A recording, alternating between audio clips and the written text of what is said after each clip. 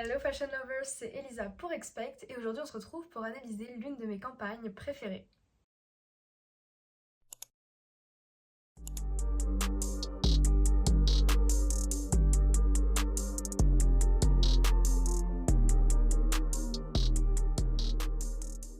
Si depuis le début on a parlé surtout de campagnes qui étaient engagées, puissantes, avec un fort message, là on va aller sur un genre un petit peu plus créatif, un peu plus artistique. Cette semaine on va parler d'une campagne bourrée de références cinématographiques. On va analyser la campagne Gucci The Exquisite d'Alessandro Michele en hommage à Stanley Kubrick. Stanley Kubrick, au-delà d'être l'un de mes réalisateurs préférés, c'est quelqu'un qui est très minutieux, qui travaille énormément dans le détail, et c'est l'un de ceux qui a créé les plus grands chefs-d'œuvre classiques du siècle dernier, comme 2001 l'Odyssée de l'espace, Eyes Wide Shut ou encore Orange Mécanique, qui sont des films cultes.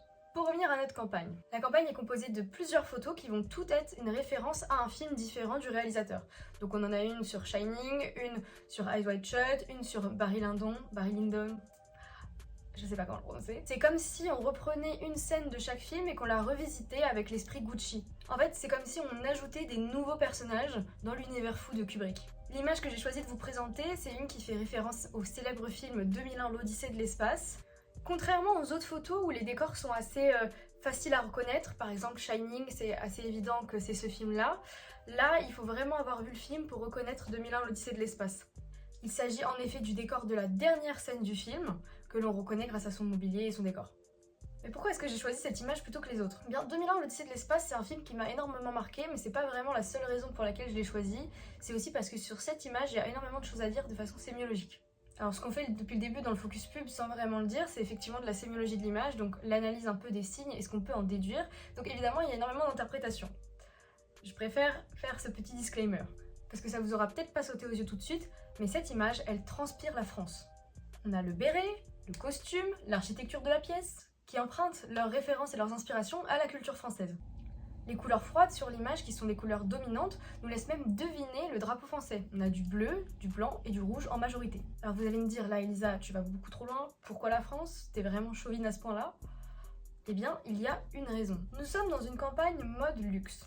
Or, la France est réputée mondialement pour sa place dans ce marché. Le pays s'impose depuis des siècles comme leader mondial dans l'industrie du luxe, et ce dans de nombreuses catégories.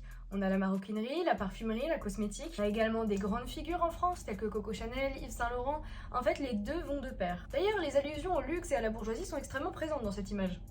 On a le mobilier, le grand espace, c'est assez haut sous plafond, c'est assez vide. La propreté du personnage, il a une peau parfaite, sans oublier tout de même qu'il porte du Gucci.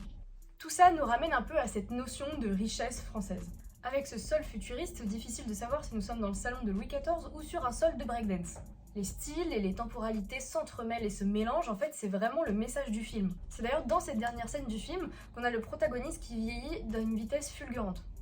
Et c'est pour ça qu'ici le mannequin est la seule chose qui détonne un peu avec le film et qui crée une cassure. Le mannequin il est jeune, il a la police, il a le regard sûr qui est d'ailleurs tourné vers le spectateur, rien à voir avec toute la notion de vieillesse qu'on retrouve dans le protagoniste du film. Et en plus, il est dos à la pièce, un peu sur le pas de la porte, comme si ce qui se passait à l'intérieur de cette pièce ne le concernait pas du tout. Dans le film original, il y a de nombreuses théories sur cette dernière scène, dont le fait que ce serait une sorte d'expérience pour les aliens qu'on ne voit pas, qui seraient autour.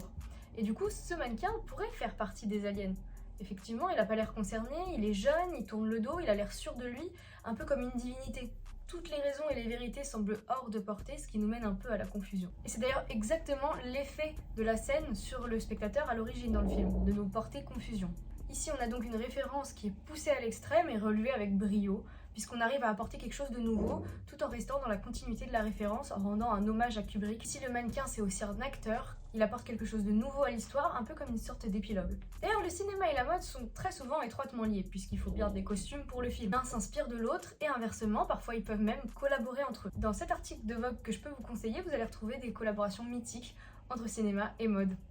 En tout cas, j'espère que j'ai réussi à vous faire aimer cette campagne autant que j'aime Stanley Kubrick. Et nous, on se retrouve dans 2 semaines pour un nouvel épisode du Focus Pub. Salut!